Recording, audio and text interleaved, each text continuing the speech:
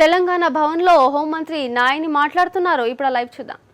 దాని కొరకే ఈ సర్వే రిపోర్ట్ చేశామని చెప్పని మీ అందరితో మనవి చేస్తున్నాం. ఇవాళ ఎవరో ఏదో మాట్లాడితే మనం మాట్లాడేది ఏం లేదు. ఇక వాని గురించి ఎందుకు మాట్లాడతారో మీరు ఊకే రేవంత్ రేవంత్ రేవంత్ అనవసరంగా వాడిని పెద్ద లీడర్ చేస్తున్నాం మనం. ఆడు బచ్చగాడు. ఆ బచ్చగాడిని మనం ఊకే ఎక్కువ మాట్లాడితే అనవసరం. ఆయనకంటే ఎవడు అన్నాడట నువ్వు ముఖ్యమంత్రి అవుతావంటే ఇక వాడు ఇగో ఎగురుతా ఉన్నాడు పొట్టాడు. వాని కలనే ఉంటుంది. కళలో వస్తే అది రాదు, నిజం కాదు. ఈనాడు చంద్రబాబు గారు మరి రాజకీయాల్లో ఆయన విడిపోయిండు. మన తెలంగాణ నుంచి పోయిండు. ఆయన ఆంధ్రలో ఉన్నాడు. ఆయన ప్రాంతం ఆయన అభివృద్ధి చేసుకోమను, మన ప్రాంతం మనం అభివృద్ధి చేసుకుందాం. నేబరింగ్ స్టేట్లు ఒకరికొరికి సహకారాలు అందించుకుందాం. కానీ ఊకే గిచ్చికాయం పెట్టుకుంటే చేసుకున్న భార్య కూడా ఉండదురా బాబు. చంద్రబాబు ఊకే గిచ్చికాయం పెట్టుకోకు. ఎక్కడో కరెంటు మీద అడ్డం ఇంకేదో అడ్డం పడతాడు. వానితోటి అనిస్తాడు, వీనితోటి అనిస్తాడు. అరే నీదైనా మాట్లాడితే డైరెక్ట్ నువ్వు మాట్లాడరా చంద్రబాబు. వాళ్ళతోటి చెంచగాళ్ళతోటి ఎందుకు మాట్లాడిస్తావు? కేసీఆర్ను తిట్టితే ఎవడో పెద్ద లీడర్ అయితేనే అనుకుంటే అది భ్రమ. కేసీఆర్ను తిట్టినవాడు అడ్రస్ లేకుండా పోతాడని చెప్పని నేను మనవి చేస్తున్నాను. కేసీఆర్ ఆయన సొంతం కొరకు ఏం చేస్తలేడు. ప్రజల అభిప్రాయం మేరకే ఆయన పనిచేస్తున్నాడు. ప్రజల అభిప్రాయం మేరకే ఇవన్నీ కూడా కార్యక్రమాలు తీసుకుంటున్నాడు. ఆ కార్యక్రమాలందరినీ విజయవంతం చేసి తెలంగాణ ప్రజలను ఆదుకోవడానికి, తెలంగాణ ప్రజలను ముందు తీసుకుపోవడానికి ఈనాడు ప్రణాళికలు ఏర్పాటు చేస్తున్నాం. మనం ఎలక్షన్ మేనిఫెస్టోలో 43 ఐటమ్స్ పెట్టాం. ఏ రాజకీయ పార్టీ సాహసం చేయనటువంటి ఇష్యూస్ మనం ఎలక్షన్ మేనిఫెస్టోలో పెట్టాం. ఆ ఎలక్షన్ మేనిఫెస్టోలో ప్రజా ఆమోదం పొందిన తర్వాత క్యాబినెట్ కూడా అప్రూవల్ చేశాం. క్యాబినెట్ అప్రూవల్ చేసింది, ఒక్కొక్కటి అమలు చేస్తాం. ఇప్పుడు ఏమంటారు? జానారెడ్డి అంటాడు ఏమైనా చేత కాకపోతే దిగిపోరాదు. మేము దిగిపోయేదానికి వచ్చినాం, మీ భర్తం పట్టేదానికి వచ్చినాం బిడ్డ. మీరు చేసిన కుంభకోణాన్ని బయట పెడతాం, ఏ వదిలిపెట్టే సమస్య లేదు. ఆయన పొన్నాల లక్ష్మయ్య ఏం కొట్టినా కొడతాడు, మాటలు ఏదో మాట్లాడతాడు. నీవే లంచాలకు మంచాలు వేసినటువంటి మంత్రి పదవి చేసిన నువ్వే రాజశేఖర రెడ్డికి అన్ని విధాలు అన్యాయం చేసినావు. మాకు ప్రాజెక్టులో నీళ్ళన్నీ మలిపినావు. పోతిరెడ్డిపాడు ఎక్కడి నుంచి వచ్చింది? ఈయన పీరియడ్లో వచ్చింది. పులిచెంతలో ఎవరి పీరియడ్లో వచ్చింది? ఈయన పీరియడ్లో వచ్చింది.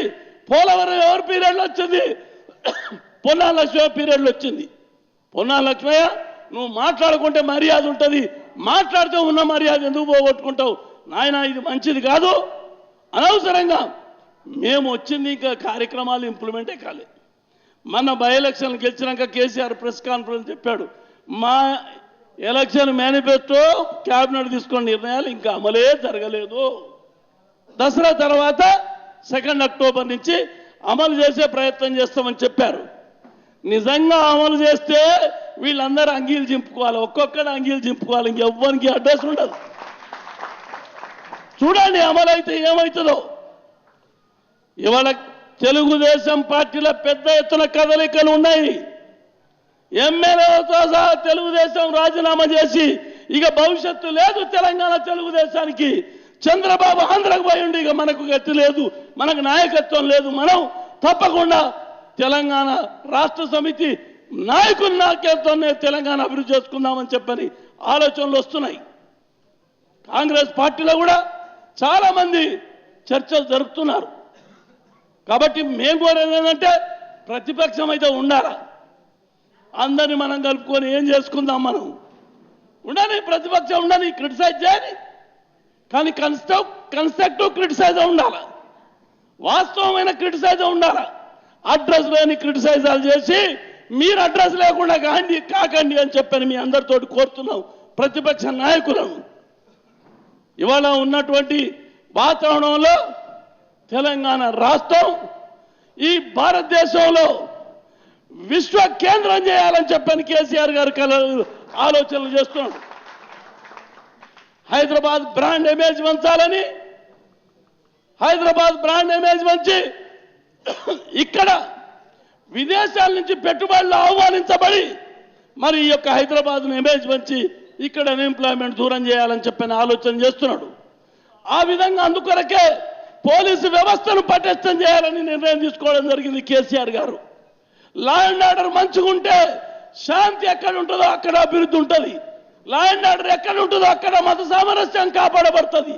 కాబట్టి మత సామరస్యానికి, లా అండ్ ఆర్డర్కు ఎక్కువ విలువ ఇచ్చి కేసీఆర్ గారు మన హైదరాబాద్ సిటీకి 1600 ఇన్నోవా వెహికల్స్ కొనిచ్చాడు. వెహికల్స్ లేవు మనకు, 1600 ఇన్నోవా వెహికల్స్ కొన్నారు. అవి హైదరాబాద్లో తిరుగుతున్నాయి, మీరు చూస్తున్నారు. 1500 సైకిల్ మోటార్లు, గల్లీ గస్తీ, గుండాయిజం, రౌడీయిజం, ఆడపిల్లల పైన అన్యాయం చేయడం, మెడల మీద గొలుసులు గుంజుకపోయే అటువంటి ఈ అరాచకాలన్నీ అరికట్టేదానికి పోలీసు వ్యవస్థను హైదరాబాద్లో పటిష్టం చేసి ఎక్కడికక్కడనే